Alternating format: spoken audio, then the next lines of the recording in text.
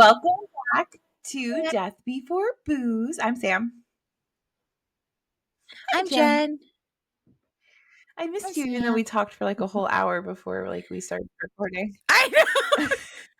This is why our recording sessions have to be like 3 Every hours long time. because we need to chat and then we need to to record. And then we chat process our afterwards too, so. lives, and then we have to do the episode, and then we have to process the Yeah. episode. So our husbands just know I won't see them for a few hours. Yeah. It's kind of built in. So this is our process. Absolutely. So now you guys know. We're pulling back the curtain every episode for you. We want to make sure you feel included in our Every crazy, episode. obviously. I know. Okay. So this week's topic is this real life? Yeah. Question mark, exclamation point. I mean, yeah, that's pretty good. You gotta have both. It's like, what? Did that just happen? 'Cause you're like, what? huh? Mhm. Or a plot twist. Mine has a bit of a plot twist. Yeah. It's not a big plot twist, but it does have one. It's like, wait a minute, what just happened? So yeah. I know. And then I go first. So are you ready for me? Are you ready for this? Yay! Are you ready for it? I'm ready. Okay. Yeah, I'm definitely not Taylor Swift. Anyway, I am covering the Gardner Pingree House and Captain Joseph White murder in Salem, Massachusetts. Ooh, Salem.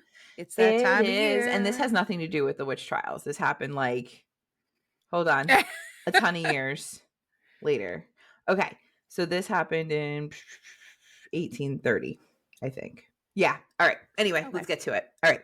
So the Gardner Pingree House is located at 128 Essex Street in Salem, Massachusetts. It is judged to be a masterpiece of federal architecture by noted Salem builder Samuel McIntyre. Am I doing the lifestyles of the rich and famous any justice? Probably not. It was designated a National Historic Landmark in 1972 for its architectural significance, and it is owned currently by the Peabody Essex Museum and is part of their architectural collection. So you can actually go I say this like a million times here, but you can actually go on a tour. So if you go to the Peabody Essex Museum and you sign up for one of their tours, this house is a part of it. So you can go in during the day between 10 and 5 on certain days of the week. Oh. Yeah. It's totally cool. That's neat. So it's part of the museum, so you can do the museum. So fun, cool. Right? So you can actually go inside of this house, or you can go and join one of the many ghostly, tours that they do at night and stand in front of it, and they tell you the story I'm about to tell you, and then they tell you about the ghosties that live there. Woo. Okay. So the house was built in 1804 for the Gardner family, and then it was sold to Captain John White in 1814. White made his money as a shipmaster and trader. Totally cool. We hate him. We don't like him. He dies, but we don't like him. Okay. He's not a great human. He dies. It's fine. Yeah, I mean, it is what it is. It's fine. He was an 82-year-old childless widower, not to be confused with a childless cat lady, just so everyone knows. His elderly niece, Mary, lived with him to help keep the house. He also had a maid named Lydia and a manservant named Benjamin. And then just to throw a couple more names into this, quick little mix, you might want to get something to help you because there's a ton of people. A map? Yeah. Oh man, if you could start taking notes and make me a family tree of characters, we need the cast of characters because this is something. Okay, so then Mary, the niece, had a daughter named Mary. So this is daughter Mary, not niece Mary, although it is still a niece.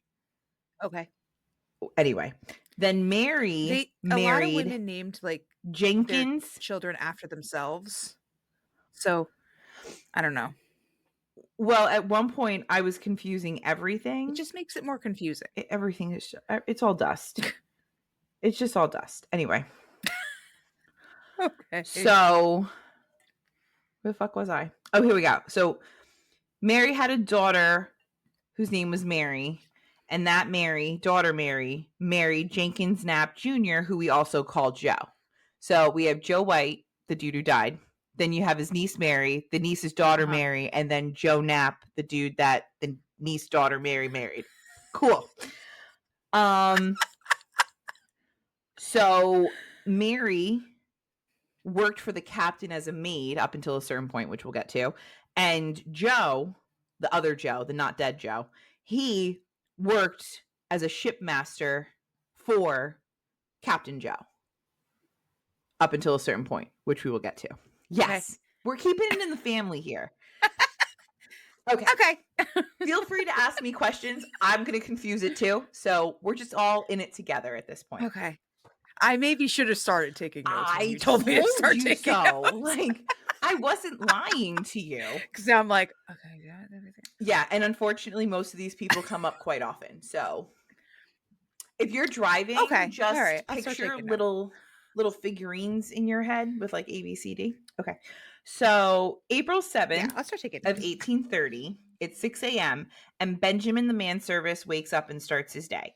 He makes his way downstairs, and while he's moving through the house to like get to the kitchen, he sees one of the ground floor windows propped open. Now, he knows there are valuables and gold kept in the house. So Benjamin assumes thieves broke in overnight and tried to burgle the place. So he alerts the maid Lydia, because, you know, they're like up at the ass crack of dawn getting all this ready while the rich people get to sleep, of course. And he tells Lydia, like, hey, we've had a break-in, you know, call the cops or do whatever. Like, let's start the process. So he goes to make his way upstairs to Captain Joe's room.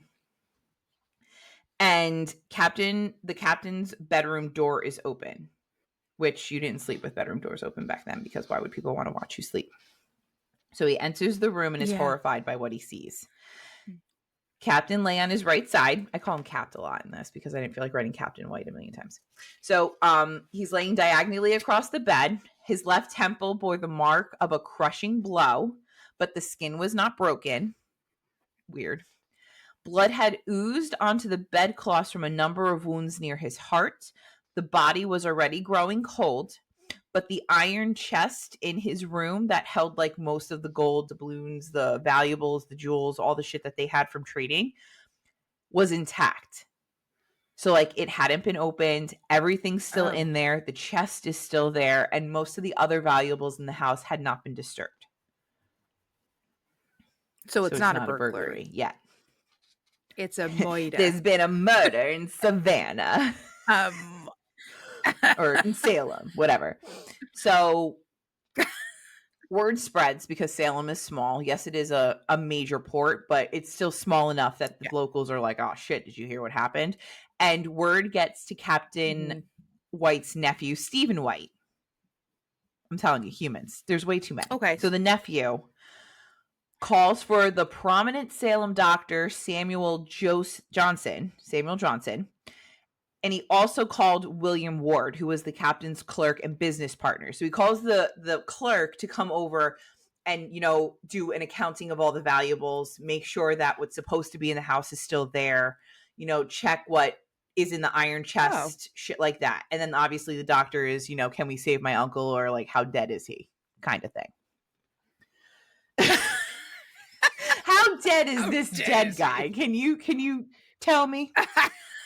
Can we save him? Yeah, can we powder him up or something? Like, we still need a Social Security. I need some help here. What's going on? So Dr. Johnson said that the body wasn't exactly cold yet, so he'd only been dead between 3 and 4 hours at the time the doctor showed up.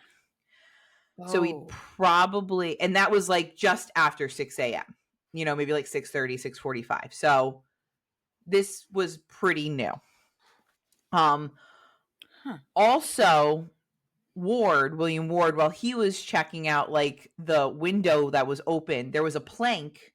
So picture like the ground floor of this house. Like there's like 6 steps to get into the house. So that's where the first floor is. So you can't just jump into a window. Like you kind of need to get it up to the window.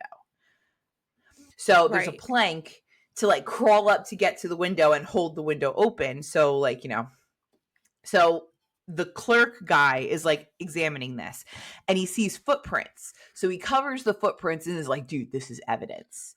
And I'm actually like really impressed that for, what was this, 1830? Like they're telling time of death.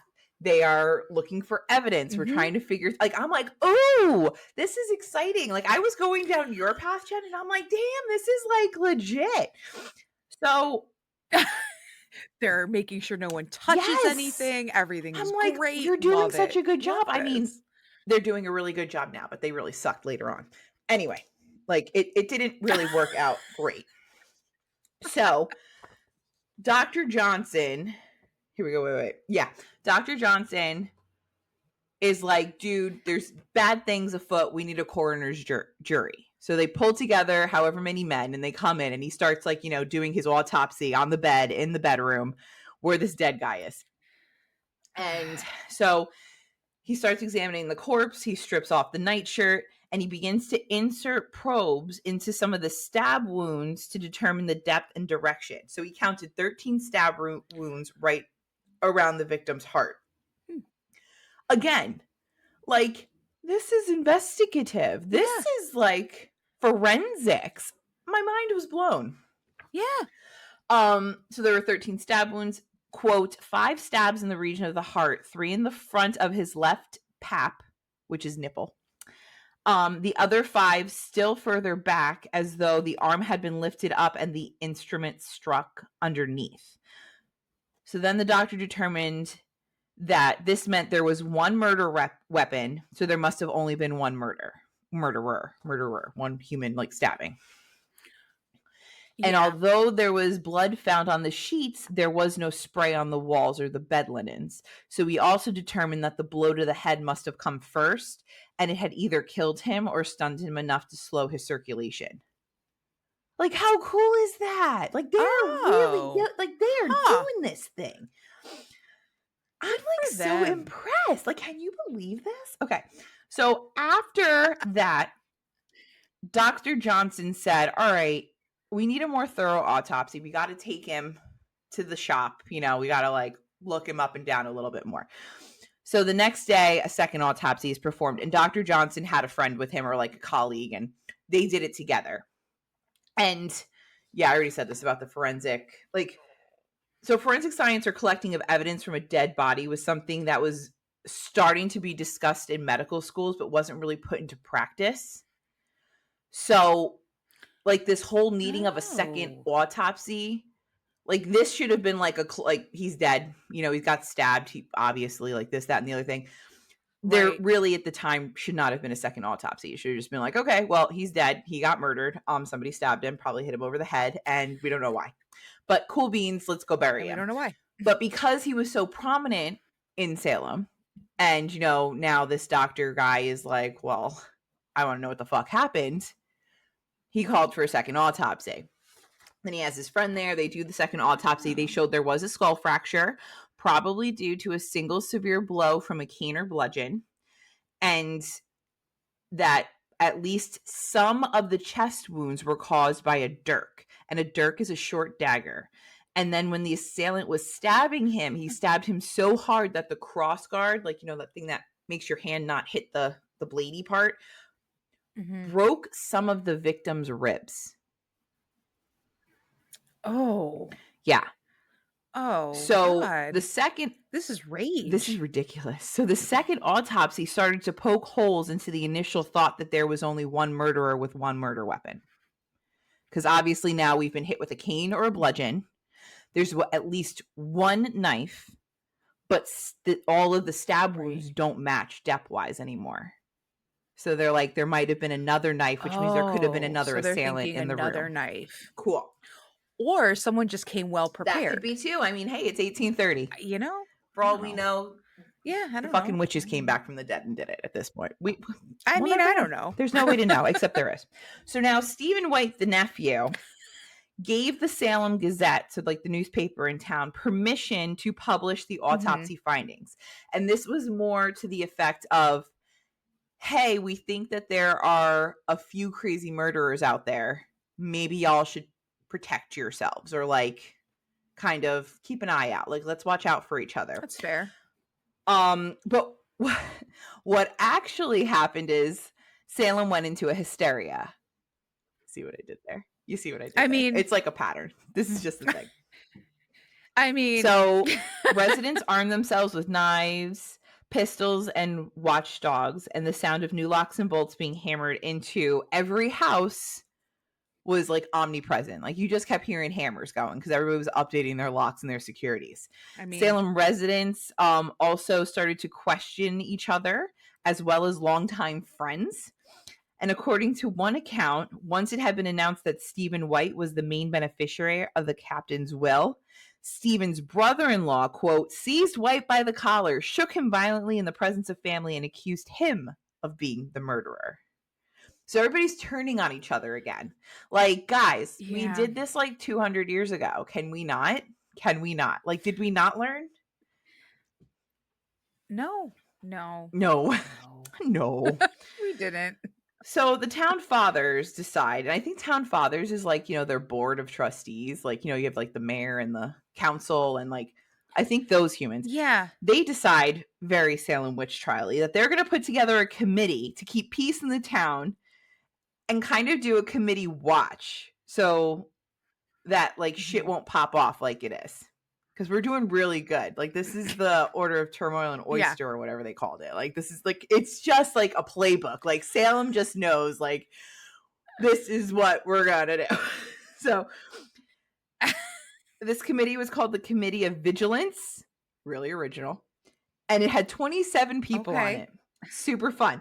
This committee wasn't charged with the investigation. However, they were granted the power to search any home and interrogate every individual they felt necessary. Man, this seems really familiar. I mean, I'm just saying it's on before, guys. So members took an oath of secrecy, and they were allowed to offer a reward up to $1,000 for information touching on the murder. Okay. I mean, I need you to hold your panties right now because you're going to be shocked. This committee did fuck off, okay? Like, nothing came of it. They harassed society for answers. They had an ever-growing list of suspects, and yet no real evidence was ever found to charge anybody with the murder. Totally cool. We're doing great, guys. I mean, yeah. So now, some more fun things I'm just going to shove in here. Remember those really cool footprints that Clerk Ward found and covered so that way we could, like, nobody ever cast them. So that evidence was gone. So that was bullshit. Okay. Also, I'm going to reiterate, nothing was stolen. Things in the house that were valuable, everything was left. The iron chest was left. There was nothing missing from the house. Yeah. So now people are kind of like, they just went in there to murder this guy. Like, why? Like, what was the point? Why? And then someone says it must have been revenge. And this is where we learn that Captain White wasn't exactly the nicest human. He wasn't like warm and fuzzy. We didn't have lots of friends. Like, he was basically the cantankerous Scrooge, get off my front lawn human. He was considered a domestic tyrant who constantly changed his mind. When his niece daughter Mary, not like niece Mary, niece daughter Mary, wanted to marry Joe Knapp. No, this is like the Joe from before. So you have Captain Joe White, then you have daughter Mary, niece daughter Mary, and her husband. You're fine. Joe Knapp. And Joe, again, worked for Captain Joe. So Mary decides, hey, I'm going to marry him. The captain's like, the fuck you are. And then they get married. So because they got married without Captain Joe's like, okay, he disinherited Mary and fired Joe. So now she has no inheritance. She's not owned by the patriarch of that family. And he has no income. He has no money. This guy is so amazing. I mean, that's a great uncle. Way to stick to family values. I love this guy. Awesome. And then the nail in the coffin for me is that he was a trader, right? Like he traded goods. Well, his main good was slaves. So even though slavery had been abolished in Massachusetts, Captain actually told his minister he had, quote, no reluctance in selling any part of the human race. This guy's a fucking peach. We fuck him. Wonderful. So white ships were trading the normal everyday stuff, codfish, shoes, works, wares, trinkets. A lot of the shit they did, they'd send like a ship here and a ship here, and then they'd send 4 ships to Africa to trade for humans, and then they bring them back to the colonies. I really don't like him. So not that like I ever wish anyone No, it's dead, but fucking I'm not like stupid. sad Ugh. that he's dead. Let's put it that way. No. Okay. And it makes sense that someone would do it out of revenge. Right? It kind of makes sense. Just saying. Just And saying. then this happens. So Stephen gets a letter from a jailer in New Bedford, 70 miles from Salem. And the letter said that an inmate named Hatch, Hatch, Hatch, who was a petty thief, claimed he had crucial information regarding the murder. He said while gambling in town in February, so everything happened in April and this was in February, Hatch overheard two brothers, Richard and George Crowninshield, I'm adding more humans. He overheard them devising a plan to steal Captain Joseph White's iron chest, the one in his bedroom that had all the gold. Right. But it was still there. Okay. I know, like crazy, right? Yeah. So the Committee of But it's Vigilance still there. goes, all 27 of them. We're going on a Hobbit All mission. 27 people. We go to New Bedford. Jesus. We get this dude Hatch, and we bring him back to testify in front of the grand jury. So then on May 5th, 1830, the jury indicts Richard Crowninshield for murder. His brother George, plus two other dudes who were conspiring at the time, were all charged with aiding and abetting. Aiding and abetting. Okay. So all of these defendants are kept at Salem jail. And you want to know how they spelled jail back then? It was like Goal. It's like goal. Yeah. Yeah. Oh, I changed it in my notes because I was like, this is annoying. But it's a jail. Okay. Yep. So then on May 14th, Joe Knapp. Okay. We're back to the niece daughter Mary's husband, right? His dad gets a letter demanding $350, saying that if the recipient didn't get the money immediately, the writer would release information regarding the murder that would ruin the family. And it is signed by Charles Grant. And we're all like, who the fuck is Charles Grant? Like, who's this guy? Yeah, we got our people. Like, we got them in jail now, like in the GOAL. Yeah. Who's the fuck is Charles? Check out this motherfucker, you know?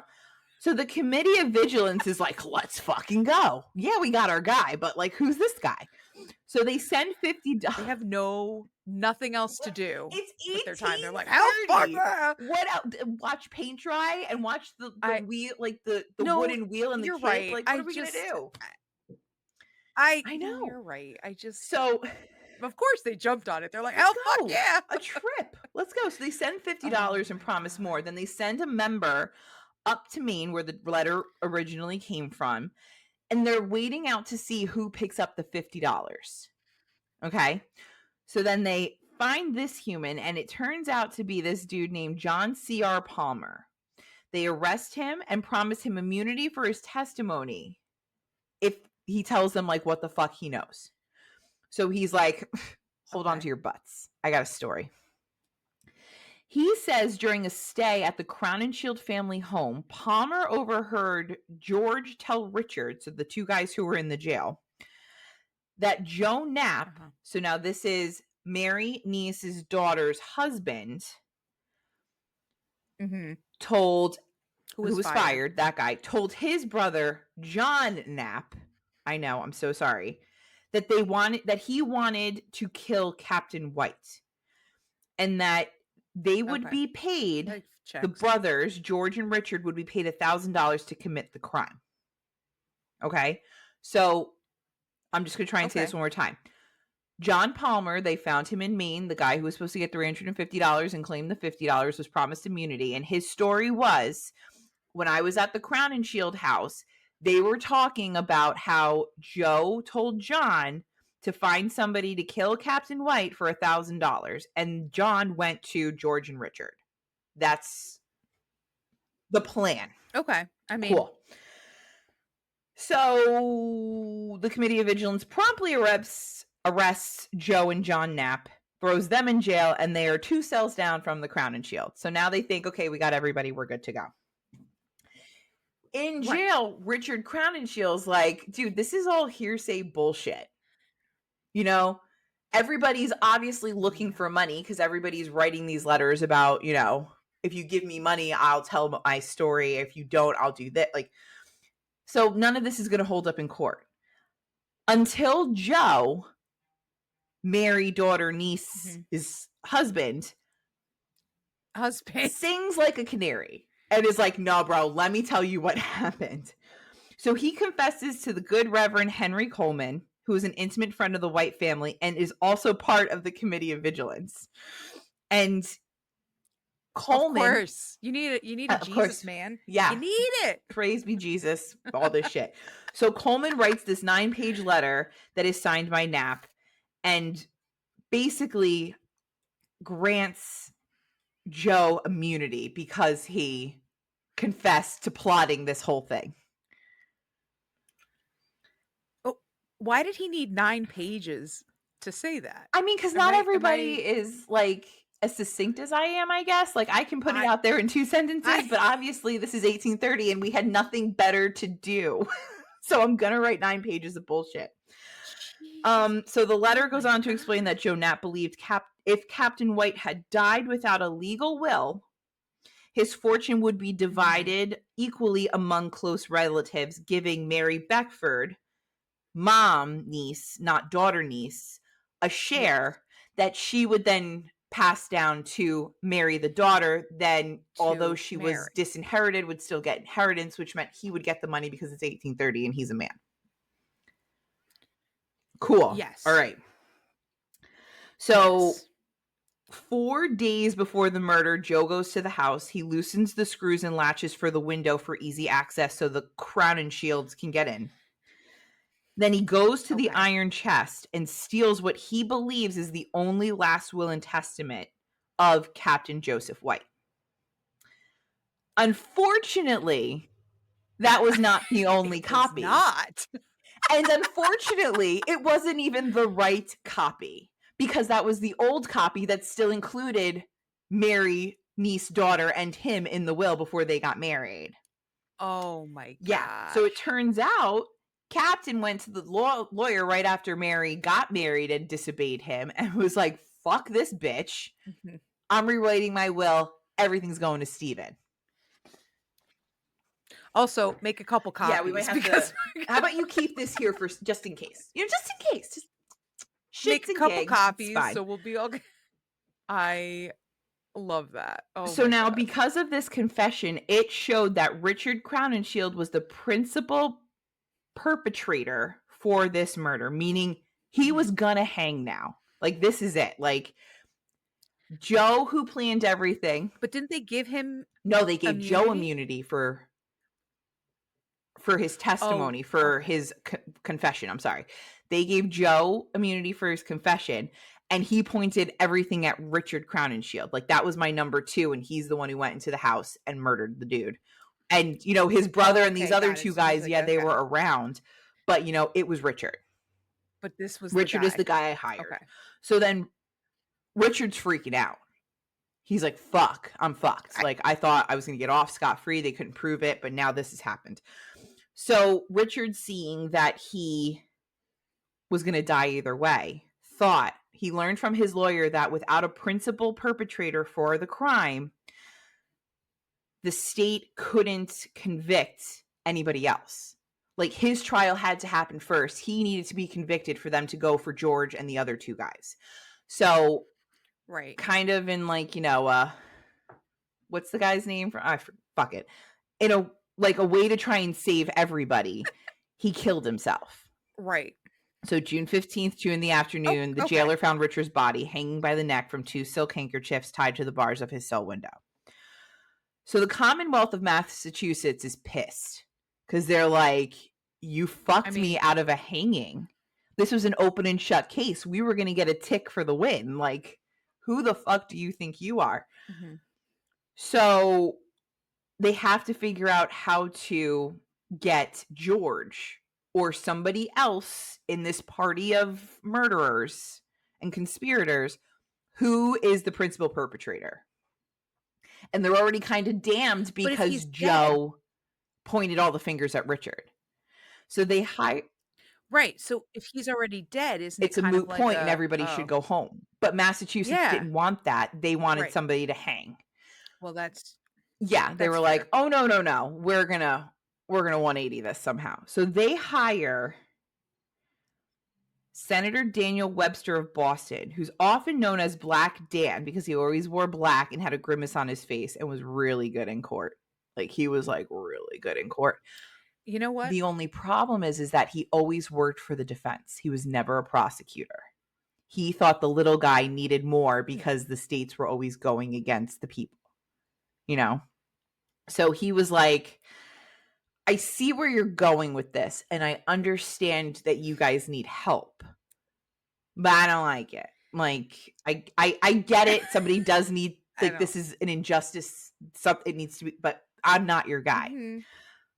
So Stephen White, our buddy who now has all the money in the world, is like, bro, I'll give you $1,000 to shut up and do your fucking job.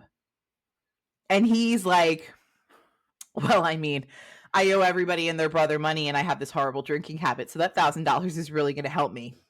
You got yourself a lawyer. Cool. So John, this is what I mean. Like, is this real life? Like, how? So John Knapp, the brother, they decide this is who we're going after because Joe Knapp told John Knapp, and John Knapp's the one who hired the Crown and Shield kids. Okay. So we can really turn this on him. So they have the first trial. 25 hours of deliberation. The jury's deadlocked. The judge declares a mistrial, and the case is scheduled to be retried in 2 days. They do everything again. Second trial. Same thing happens. So now we're at a third trial, but the Salem Gazette and the people of Salem are pissed. They're like, y'all jury people fucking know what happened. Like, this is a tainted jury pool. Like, you know what happened. How the fuck are you not convicting this? And finally, what the jurors are not supposed to do, they're like, but this guy isn't the guy who kills anybody. He's just a middleman. Yeah. So once that happened, our buddy Black Dan finally truly stands up and has this huge soliloquy, his opening statement. And you could hear a pin drop in this courtroom for the third trial. People are brought to tears. He is so charismatic and so storytelling. And they're like, oh my God, this man murdered Jesus. Like, they were like, this is our guy. We need to get him.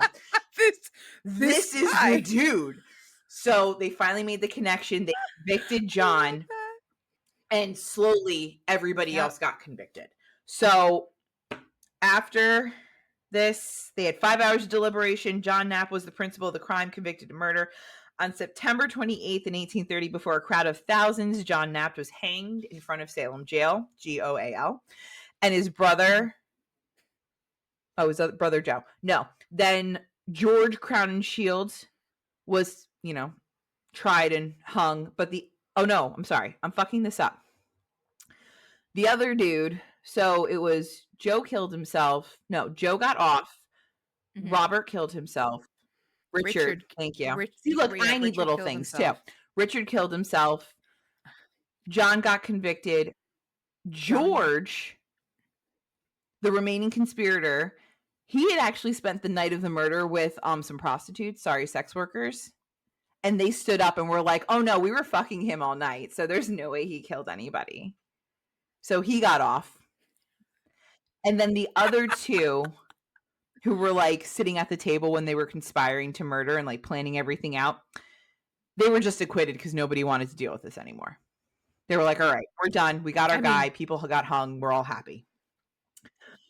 That's fair. So now the trial's over. We're done. Cool. Nathaniel Hawthorn at the time, he was 26, living with his mom and a struggling journalist for the Salem Gazette. So he was the one really reporting on this. I mean, he was reporting under pen name, so it can't be like confirmed. But his style of writing, everybody's like, this was definitely Nathaniel Hawthorn. And he was obsessed with this case. It was like the O.J. Simpson trial of the time. Like, he was like, bro, I'm telling you all about this.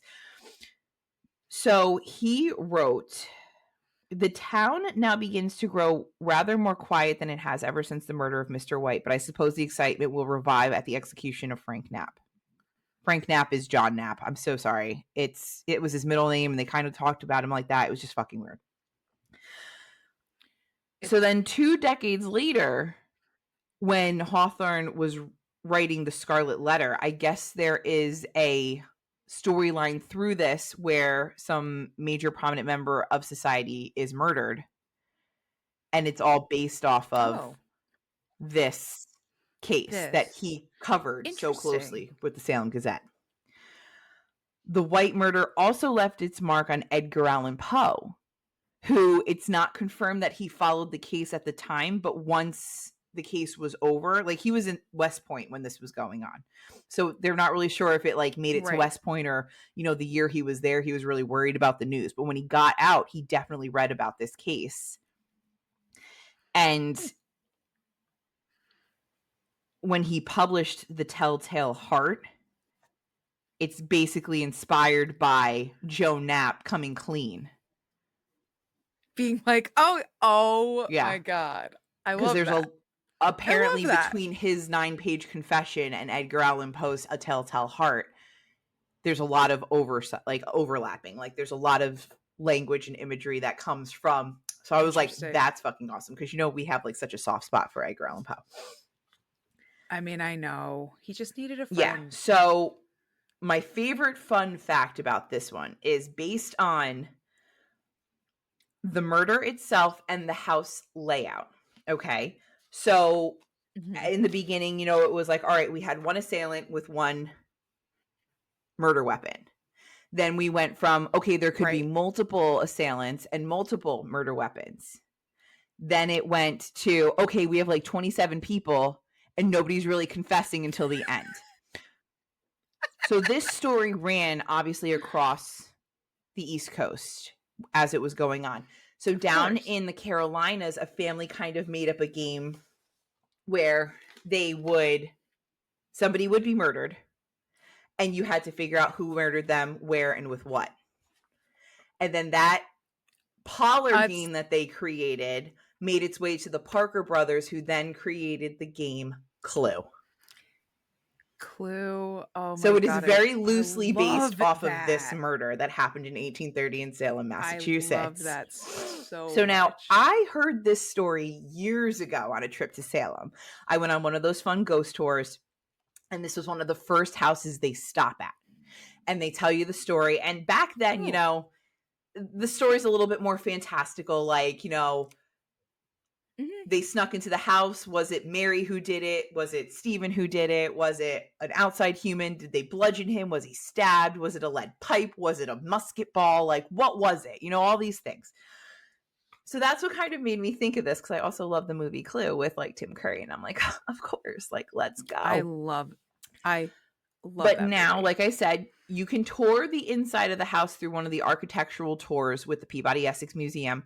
They run every so many days, like they have specific days at specific times you can go on this tour and go into this house.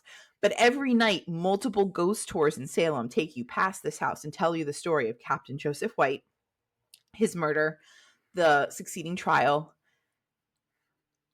And regularly, there are pictures of a man, a woman, or a child standing in the front windows or even the doorway of the house, observing the nightly tours. It is also known that if you go on the tour through the Peabody Essex Museum, much like any haunted house, people have reported changes in temperature, usually cold spots, sounds of footsteps, disembodied voices, sometimes smells of flowers in different rooms, and even having the feeling of being watched or touched.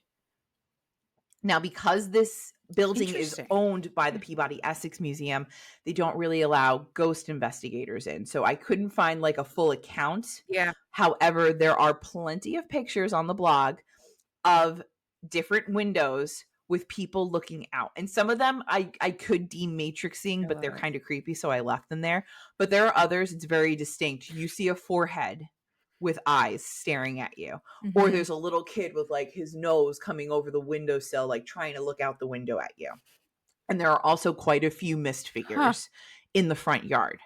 So, I mean, whatever yard it is now, this is on Essex Street. So like Essex Street is like the main strip. Right. But it's actually really creepy. And supposedly at night, like when you walk by, like you feel like you're being watched quite often. So this is a major hotspot for most ghost tours that go through Salem. And that is the Gardner Pingreen house and Captain Joseph White's murder. That is definitely a what in the hell just happened. Yeah. But I definitely want to go visit the house. Every time I was in Salem, that wasn't like a spot. Like it was just basic. So I'm interested. It's on the main like, strip in Essex, and it's like right across the street, maybe a little bit catty corner to the Peabody Essex Museum. So like it's one of the main manors that's like right there on the main strip that, you know, you can get a tour for. And a lot of people don't realize that it's very cool. haunted until they do the ghost tour at night, because they don't talk. The Peabody Essex Museum doesn't talk about it. Like they are very much, we are a historical. This is an architectural phenomena. We need to keep this alive. And the Wiccan tour guides are like, hold my beer, okay? I'm going to tell you this story, and you're going to be like, what the actual? I love that. But I heard that story when I was like 13 or 14, and it's stuck with me since. So when it was like, is this real life? I was like, if it's inspired clue, it can't be real life. We need to talk about it. Yeah, right? Oh my God, that's crazy. Love that. I love Sorry, that. I went a little over, but no, it's your turn. No, it's fine. Are you I'm ready? So ready? So this one, I actually was watching a Netflix docuseries. And after I watched these 3 episodes, which I highly recommend. Oh, it's only 3 episodes? I was I was also like, what the fuck? So this is the real life kidnapping of Denise Huskins. Who's Denise? Do we like her? So Denise and her boyfriend, Aaron Quinn, at the time, they worked together at a physical therapy center. Seemed to be really cute couple, whatever.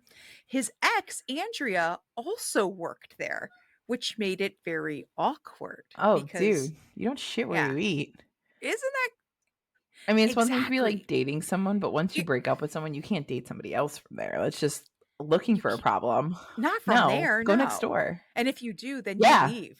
Then you like, I'm out. You don't work there anymore. Aaron at the time was having a little bit of a kind of a crisis, because he was like, I think I'm still in love with Andrea. I want to be with Denise. So he kind of was having trouble staying in one relationship and being happy in that relationship. How old are they? Because this sounds like Dawson's Creek. They're adults because they're therapists. Oh, so it's not like children. We're working at the coffee shop and this is my high school job. This is my career. No. This is my career. This is, you know, they make a good amount of money and all that stuff. And he still has this like, well, it does really sound like a soap opera type of thing. From what I've heard so far, yes, I would concur. Yeah. So this is the reason why I introduced it this way, because this is kind of what the cops were seeing. And we'll get to that. So Denise and Aaron, though, seemed happy. It seemed like he was still having trouble, but it seemed like they were working on it. Okay, so then March 23rd, 2015, Aaron and Denise are at Aaron's place. It's 3 a.m. and they are awakened by an intruder shining a light in both of their faces. Yes, the intruder seems to be wearing a wetsuit, which is weird. It was a weird. And he instructs Denise to zip tie Aaron. And then she's tied up. The two of them were forced to wear swimmer's goggles that were blacked out so they couldn't see. And they had headphones on that played a pre-recorded message of a person being like, hey, I'm here to, you know. That is so creepy. Ew, I just got goose pimples. Oh, I hate it. Ugh, no, right? I don't like that. He forced them to drink a liquid sedative, and then he takes Denise. He tells Aaron before he leaves, I'm going to hold her for 48 hours. Okay. Stay within the taped area that I've taped off in your house and only communicate with me through email or text, and do not get the cops involved. Fucking Saw. But right? So he passes out from the sedative and then wakes up hours later. Now, he does not call the police immediately, but he calls because again, he's afraid he hadn't heard from the kidnapper, he hadn't got an email from him, so there he's like, "Okay, somebody's watching me, I guess, I don't know." So he actually calls his brother who works for the FBI, and his brother's like, "You gotta get the fucking police involved, like, you gotta fucking call them, like, that's it's gotta be a thing." So I'm so sorry. I'm so sorry. I I'm know! all that's going through my head is because the way It's you set this up is that somehow this has the ex involved, and would the ex know that this guy's brother is in the FBI, and how fucking stupid is she to, like, do this? Like, right. honestly, like, See, that's just went this through my head. That's why I was like, like, I had, like, this face, like, it's so bad, but I was like, "It's just you're stupid. Tell me you're stupid without telling me you're stupid." Like, I know. He actually received an email from the kidnapper saying he demanded a ransom of $8,500. that's very Very specific. specific, What are right? And also, it doesn't really seem like a lot. Like, I, I mean, 8 grand for a human life. it doesn't seem like, Whatever. but You know what? he did call the police, and the police came. This was 9 hours after the kidnapping had occurred. So the police were already kind of like, wait, this happened at 3 a.m. and you're calling us now. I was terrified. I It's a would be little, terrified. yeah, they're a little so he's like, "Listen, yes, I was given a sedative," because of course they were like, "Are you on drugs?" Whatever. "Yes, I was given a sedative. I waited because I was afraid because the kidnapper said don't. And now I'm waiting for him to contact me through text and email, and he said don't move, whatever." So, okay. So they brought Aaron in for official questioning. He was held for questioning for 18 hours at the police station. Meanwhile, all of the questions they're asking him are very How dare you plant this and because make this a thing, right? they're a I little would be. suspicious. So they knew, um, Aaron even said, "I knew that they were looking at me as a person of interest because I was the last one to see her. And realistically, this is a fucking crazy story. Like, it's fucking nuts." So he said, though, "I foolishly believed that they would follow the evidence. But of course, the cops were like, this kid." So they were convinced, especially Detective Matt Mustard. His name is Mustard. Matt Is Mustard. Mustard like Colonel. Colonel Oh Mustard my God, from Colonel Mustard Clue? from Clue.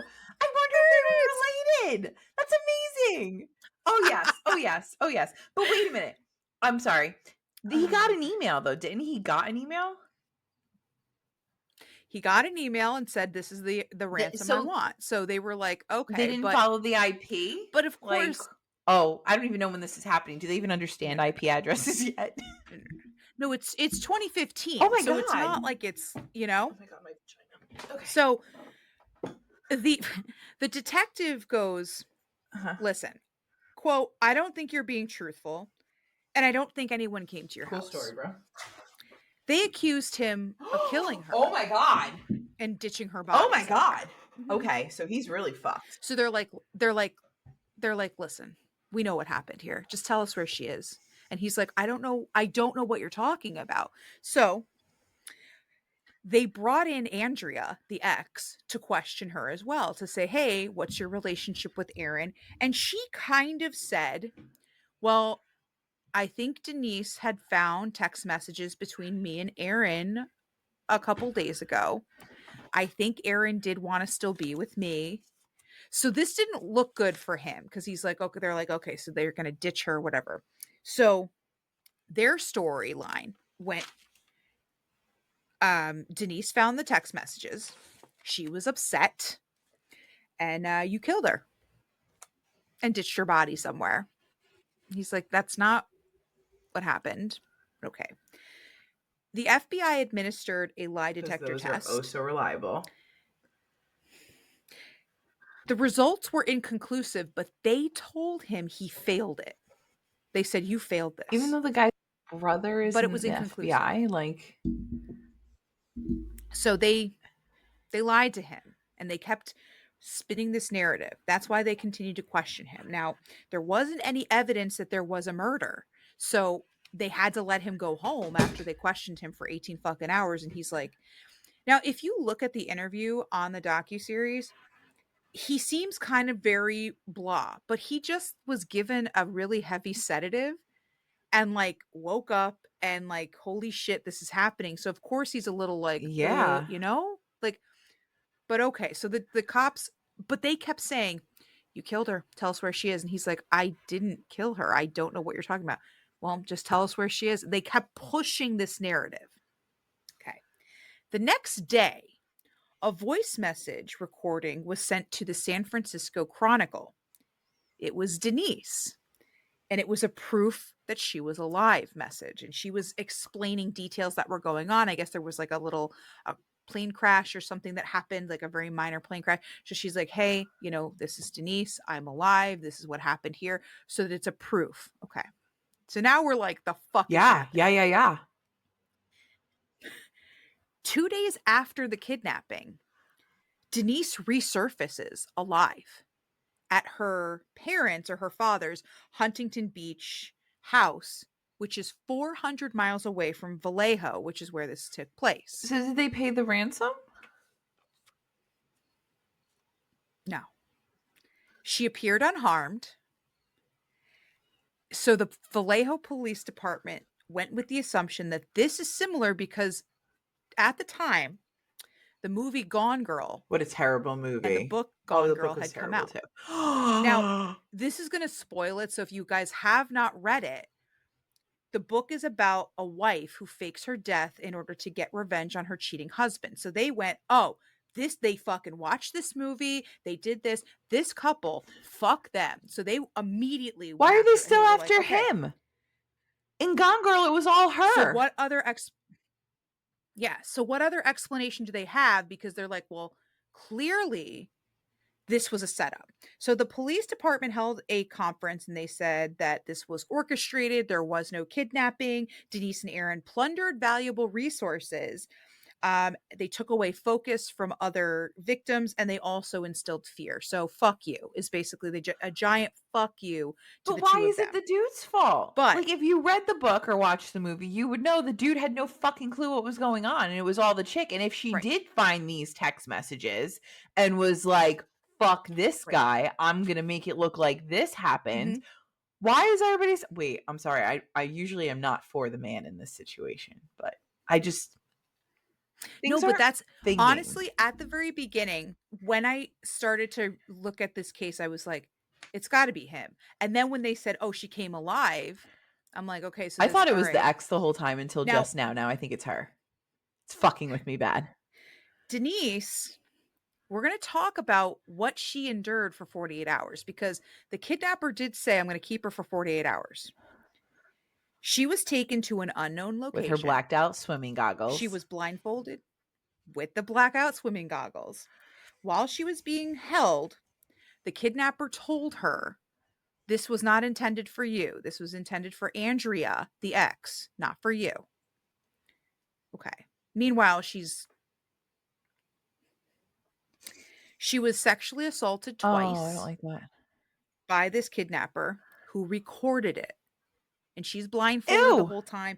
But it's almost like he was, and even she was saying, she's like, it's almost like he was like, he's, having sex with me. He never said rape. So she's like, it's like, is this a relationship? He even like poured them wine and was like, hey, we're gonna, and she's like, So what was it is this? the Like, what are ex? you doing here? Or the boyfriend? The No. This is the craziest. This is why this was so fucking crazy because I was like, okay, she really did get kidnapped because she recalls all of this information. He stated her pretty much the entire time, but she also, whenever he was giving her alcohol and he's like, okay, we're gonna have sex now, she was like, okay, just like because he's recording do they it. have and they have the And he recordings. They have threatened, these recordings. I'm gonna well, throw not up. yet. I'm gonna throw up. So he sedated her before he released her. And he said, I'm going to take you to Huntington Beach because he asked her where her family was from. So she said there. So before letting her out of the car, he said, don't tell the police that he was in the military or that they'd had sex. and he'd be I'm watching. so confused. So, right? This is all fucking like what happened here. This is a So Mad Libs. when the police I'm so sorry. Yeah. did question Denise, she didn't say anything about the sexual assault because she was scared. He knew where her family lived because he dropped her off right fucking there. He said, "I'm going to be watching you and don't tell them this." Now, she had like no idea about anything about the military, so that's why it was really weird that he was like, "Don't tell them I was in the Is that military." like And a she's red like, herring? "Okay." Like I don't know. Like what? So, at this time when she did say to the cops, "Yes, I was kidnapped. This is what happened." The cops were still like, "No. No, this is a fucking ploy. You fucking did this. You're not no." So, both Denise and Aaron hired attorneys and they're Perfect. like, So smart. "This happened Yes. to us. This fucking happened." And actually it was this at this time that Denise admitted to the sexual assault to her attorney who said, "Well, they didn't do a rape kit on you." So that's the police department kind of pushing that because the police department said no. She said she wasn't sexually assaulted. But I feel like that's I a kind of feel like protocol it should be with at any least, type of thing, especially in right? 2015. Right? Even if she said no, I'm not sexually assaulted, You I were feel like they held should by have a done it male for anyway. 48 Just hours in a quote unquote kidnapping right. situation. Like that should definitely be protocol when you got to take him to the Right. hospital anyway. Now, they yes. Now they had already made up their minds. This has nothing to do this she wasn't kidnapped. She was doing this because she was pissed because Aaron and the ex, like you had said before, Aaron went along with it and they just were doing this for funsies. This doesn't sound fun. Even in like No, even it doesn't. It even in a fucking revenge kind doesn't. of way, this just seems like a lot of fucking work. Honestly. Like, It's a lot. Like and she just found the text messages between Aaron and Andrea a day before. So she oh, you didn't like even have time to she had plan time to set this. this whole thing up, Yeah. right? Like I so but the cops were very like, "Nope, fuck you." Cool. The kidnapper was not done though at this point. So he sent the San Francisco Chronicle emails saying Denise was telling the truth. He referred to her as victim F. So has he Uh, done this before? he tried to say, Have we gotten through A through E? right? Like Ugh. that's so he tried to say, listen, you guys are wrong. So he refers we, so to kind of say that there's a bunch of people. We would rather take the chance of revealing the truth than to live in a world where someone like victim F is victimized. So this person's watching the news and seeing that these two people are not being believed. The police has totally kind of brushed them off and he's sending emails saying, "No, believe her." A 9-page email, by the way. Same thing like a I mean, I had 9-page. plenty to do This linked I up had on plenty to do in 2015 other than write a 9-page email. That's first off. But secondly, right? you're the kidnapper who victimized a victim. And now you're upset that the police are Yeah. victimizing them when you're Uh-huh. not going to get caught because Yeah. they have the Yep. Am I dumb? Am I Yep. missing something? Like No, there's just it's so bizarre because even like the journalists and everyone were like, "What is happening right now?" Because I like am what so is going on? confused. So, still though the police were like, "Okay, that's nice."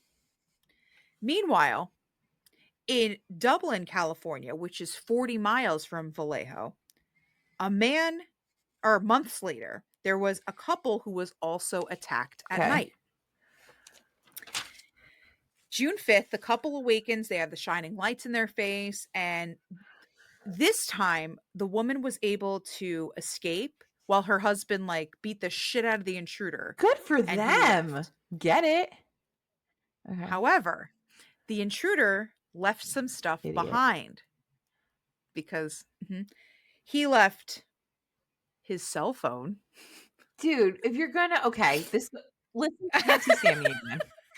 When it comes your alibi, remember we talked about this like 20 episodes ago? We need an episode. We talked about Leave this. your cell phone at home or at the bar so you have an alibi. They're gonna ping it. Don't bring it with you when you commit the crime. Thank you for coming to my And DB don't leave squared it talk. there. Yeah, please don't leave it there. Like, why don't you just I lick mean, the fucking window? you might as well just you might as well just stay there and be like, It's "It's me. me." Hi, I'm the So kidnapper. It's me. so, Yeah. yeah. Okay. He also left some zip ties, duct tape, and a glove. Cool. Um, Misty Karasaw, who was a sergeant now, but she was a detective at the time, was on the case, and she actually traced this cell phone to the stepfather of Matt Okay. Mueller. So now Love we have a that. name. When she reached out to other places in the Bay Area, she found out he was suspected in another home invasion in another San Francisco town, like a California town. So they searched his car because they're like, "Hey, you left your cell phone behind, buddy, but also, You you know." dumb. So they searched his car. They discovered a water pistol with a flashlight and laser pointer on it, and a pair of swimming goggles that were blacked out with duct tape, and it had a blonde hair attached. Now, the two women in the other cases were not blonde. So Misty's holding on to this and she's like, okay, something else happened here. I don't know what it is, but I'm Yeah, going to yeah, hold on yeah. to this because now so then she found out this Gone Girl case that was getting everybody's attention.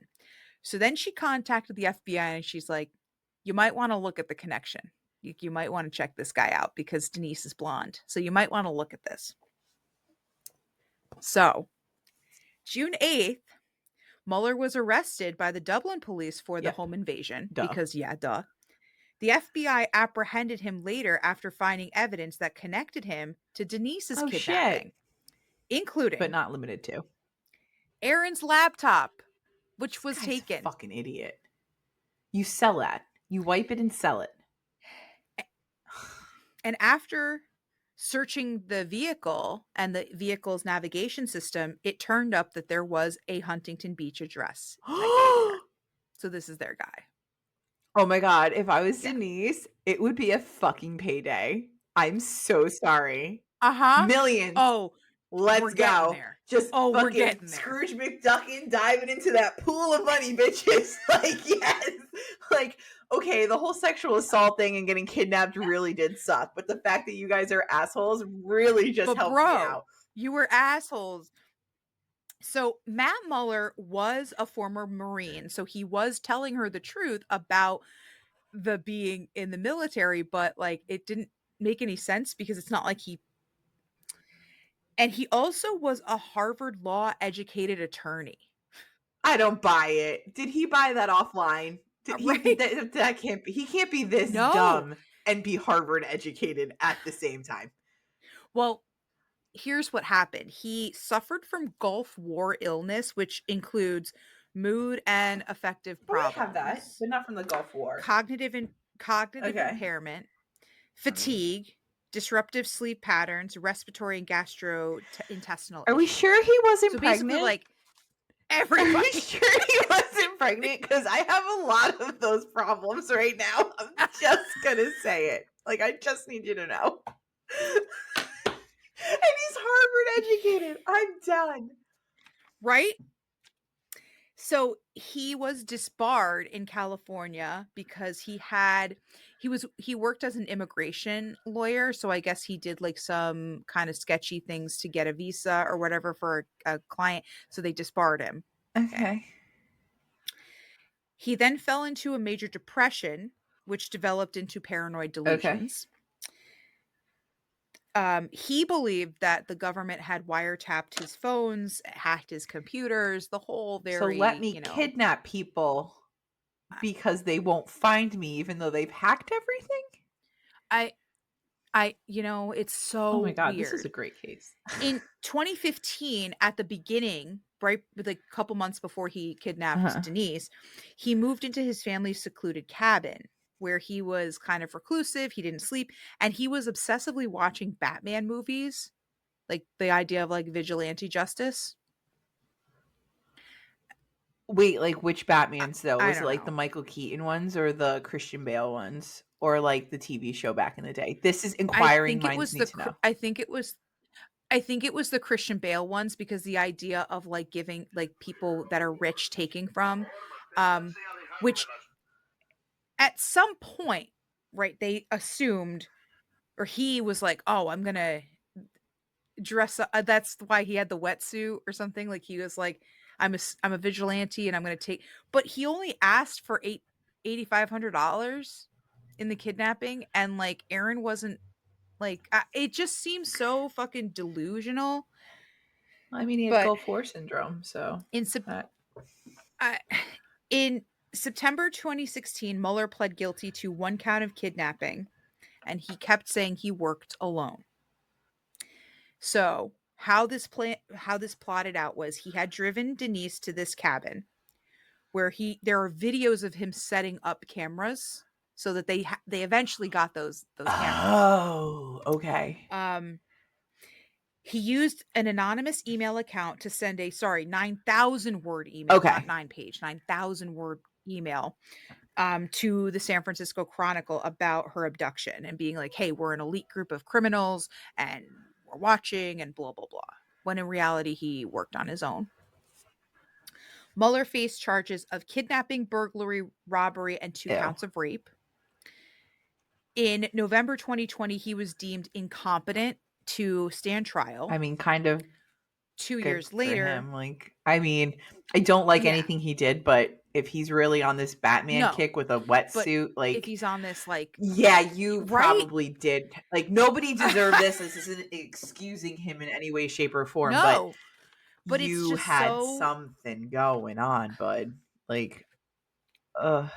2 years later, he was deemed mentally fit, so he received 40 years for everything. Okay. Oh, In the meantime, Denise and Aaron sued the city of yes. Vallejo for Yep. false imprisonment, defamation, false arrest, and intentional infliction of Good emotional for them. distress.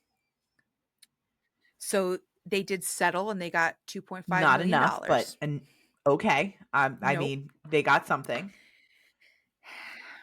They also got an apology, but as I read this, I'm like, Was it like a okay. Twitter The city apology? of Vallejo issued an apology. They had the press conference. The Huskins Quinn case was not publicly handled with the type of sensitivity a case of this nature should have been handled with, and for that, the city extends an apology to Miss Huskins and Mr. So we're Quinn. sorry we hurt I, your I feel. kind of We're feel sorry like, your feelings were hurt. yeah, Like that's all I'm hearing. that's kind of what I got out of that because I was like, that doesn't really seem like a good enough apology. I'd be like, do it a fucking again. Yeah. Like, apologize for real. Yeah. So Aaron and Denise married in 2018, so everything Oh, turned out good. really great. They have two Excellent. daughters, and they released a book called Victim F: From City Victims to Suspects to Good for them. Survivors. And the two of them have come out and said they consider themselves lucky because they were able to hire attorneys. They were Yeah. able to push as hard, but there are some victims who are not that lucky and who don't have the funds for it. So they're like, it's unfortunate that this happened, but how easy it happens for people is what scares them. And the craziest thing is they have to live with now the fact that they are never going to get closure on why they were chosen because he has never disclosed why these two particular people were chosen to And he do did this. this 3 times, right? 3 times? He did it to He them, then he Yes, did it because to he another couple. he did it to them.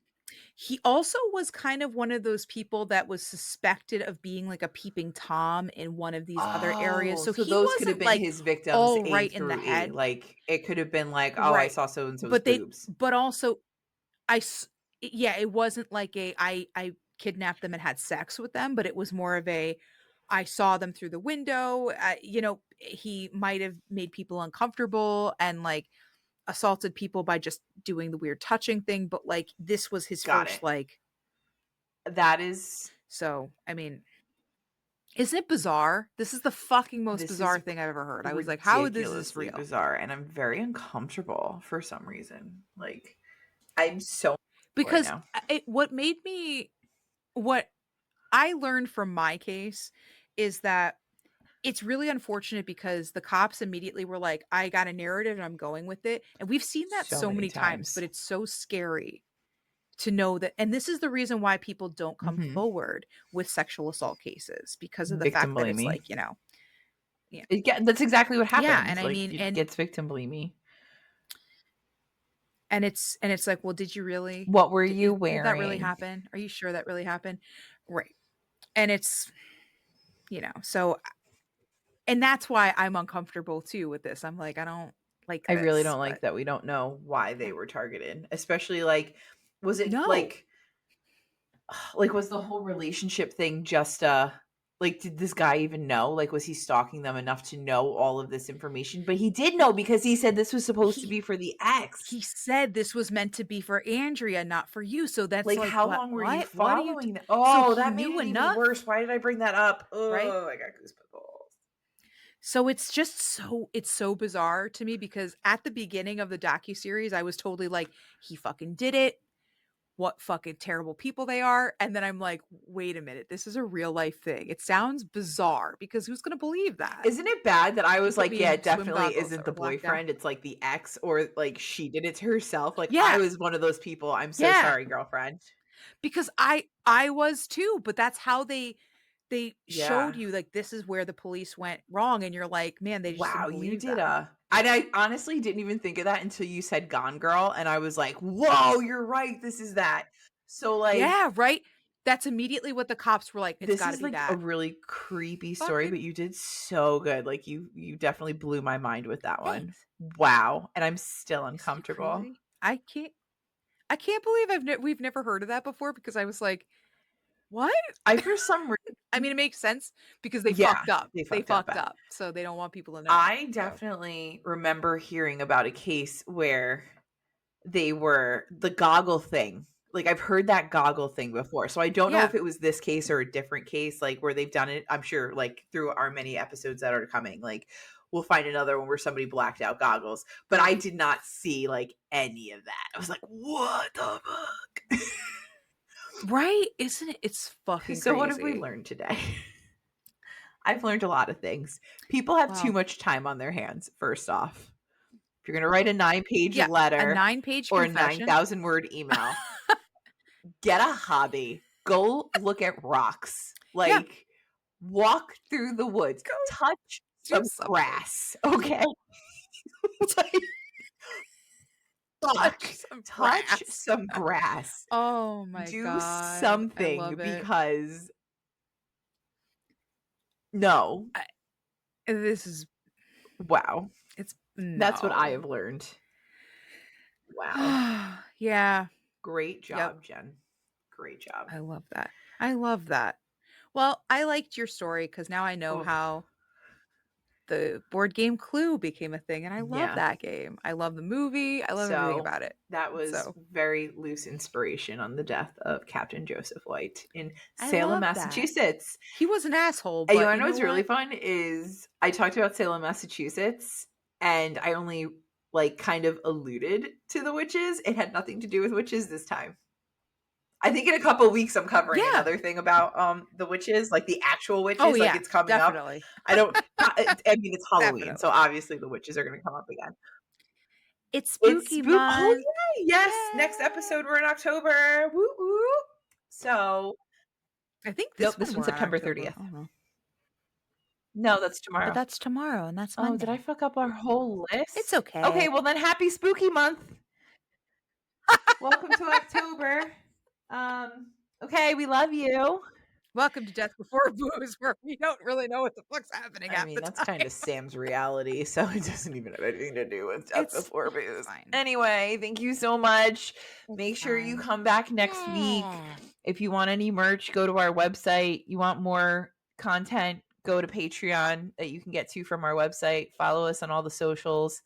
Let us know how we're doing. Suggest other things. Rate, review, subscribe. On YouTube, click the bell. Did I get it? I think we're good. I love you. See you next week. Bye bye. Yeah. Love you guys. Stay spooky.